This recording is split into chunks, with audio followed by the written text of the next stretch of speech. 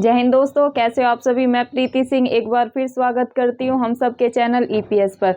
दोस्तों, जैसे कि आप सभी को पता है, मैं यूपीएससी स्टेट लेवल के जितने भी पीसीएस हैं और जैसे ऑल कॉम्पिटिटिव एग्जाम है, इनके लिए क्लासेस कराती हूँ। आप सभी को पता है, मैं आधे घंटे की रोज करंट अफेयर की क्लास डालती हूँ और यूपीएससी और जितने भी स्टेट लेवल के पीसीएस हैं उनके लिए दोस्तों मैंने जीएस सेकंड, जो कि है अपना भारतीय राज्य व्यवस्था, उसकी क्लासेस शुरू करा रखी है। 15 लेक्चर जीएस सेकंड मतलब कि इंडियन पॉलिटी के मैं करा चुकी हूँ।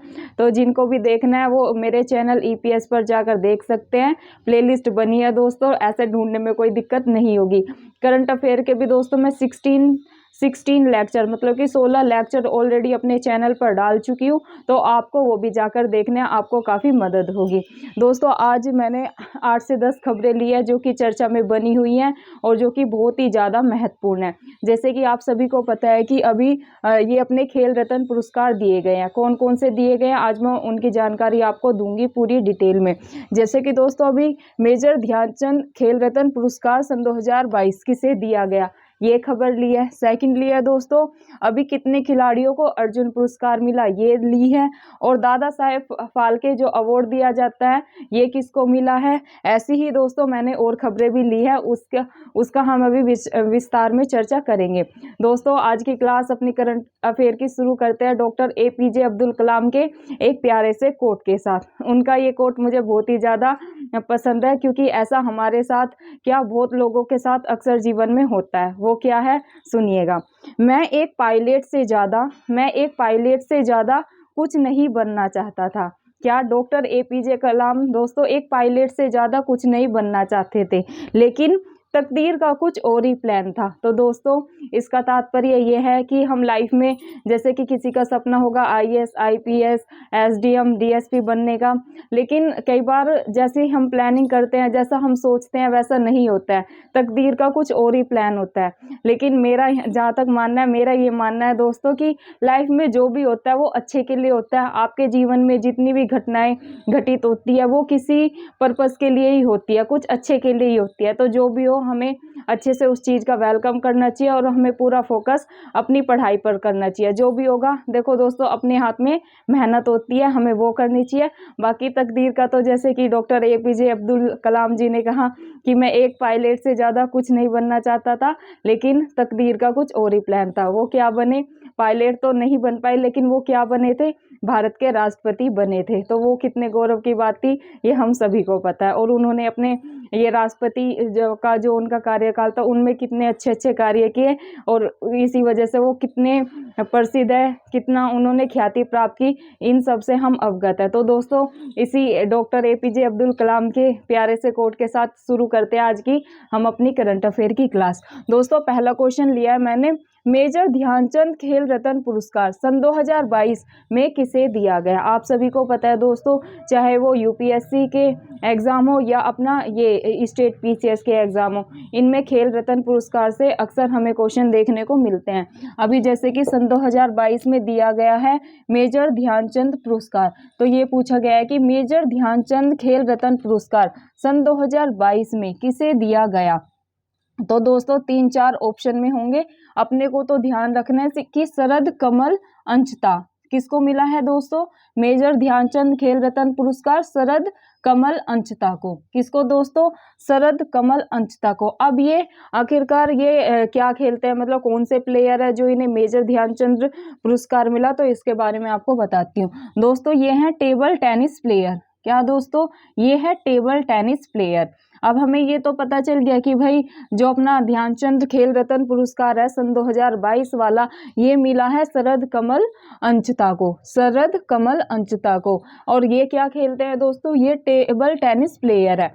अब हम ये भी जान लेते हैं कि इनका जन्म कहाँ पर हुआ। तो दोस्तों, इनका जन्म हुआ है तमिलनाडु में। कहाँ पर दोस्तों, इनका जन्म हुआ है तमिलनाडु में। तो ये आपको ध्यान रखना है, तमिलनाडु में। जो शरद कमल अंचता है, इनका जन्म कहाँ पर हुआ? तमिलनाडु में।